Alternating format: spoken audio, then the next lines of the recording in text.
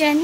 দেখো বৃষ্টি এসে সব রং ধুয়ে নিয়ে গেল। একটু আগে রং করলাম আর বৃষ্টি চলে আসলো, তো সব রং চলে গেছে। তো কিছু করার নেই, আবার আমি রং করব। তো এখন ভিতরের আলপনাটা দিচ্ছি, এরপর আমি ওটা আবার কালার করব। আর দেখো আমি আবার কালার করেছি। যতই বৃষ্টি আসুক আজকে তো আমাকে কাজ কমপ্লিট করতেই হবে।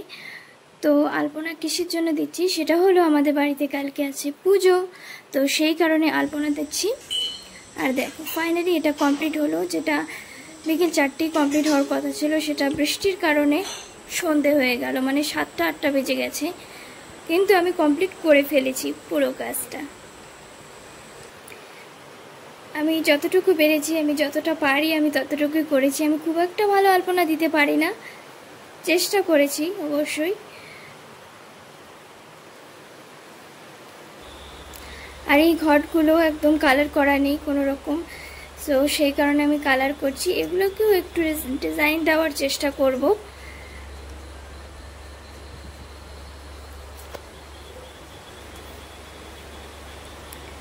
আমি চেষ্টা করছি যে আজকে রাতের মধ্যে যত তাড়াতাড়ি সম্ভব, যতটা কাজ এগোনো যায় ততটা আর কি, যেহেতু পুজোর দিন সময় পাওয়া যাবে না। আর আমার হাতে তো রঙই শেষ হয়ে গেছে।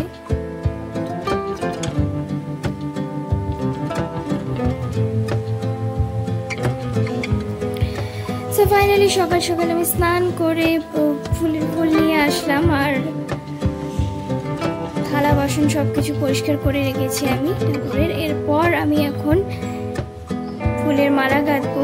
আর এই কয়েকটাই ফুল পেয়েছি, তো সাদা ফুল, অঙ্গনা ফুল, এগুলো দিয়ে মালাটা গাঁথবো, আর কোনো ফুল পাইনি।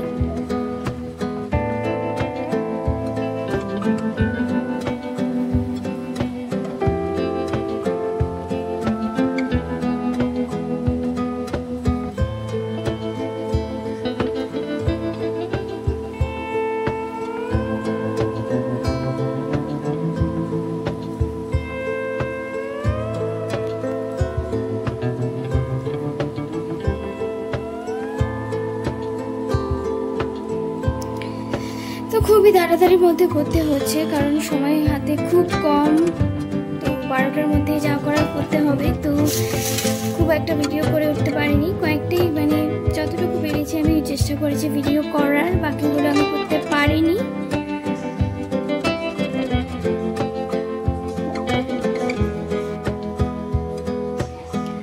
আর দেখো বরণ ডালা সাজিয়ে নিয়েছি, এবার মা আসছে, নিয়ে আসছে, তো মাকে বরণ করতে হবে, তো সেই কারণে আর চলে এসছে।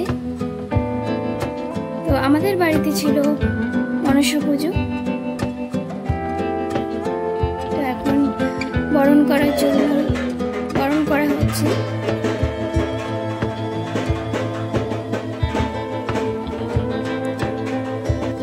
আর এখানে দুটো মূর্তি, একটা হচ্ছে মা মনসার মূর্তি, আর একটা কিন্তু শুভচরী মাতার মূর্তি। আমরা কিন্তু পুজো করি বাৎসরিক পুজো, এটা আমাদের, আমরা প্রতি বছরই শ্রাবণ মাসের পঞ্চমী তিথিতে, নাগ পঞ্চমী তিথিতে আমরা পুজো করি শ্রাবণ মাসের।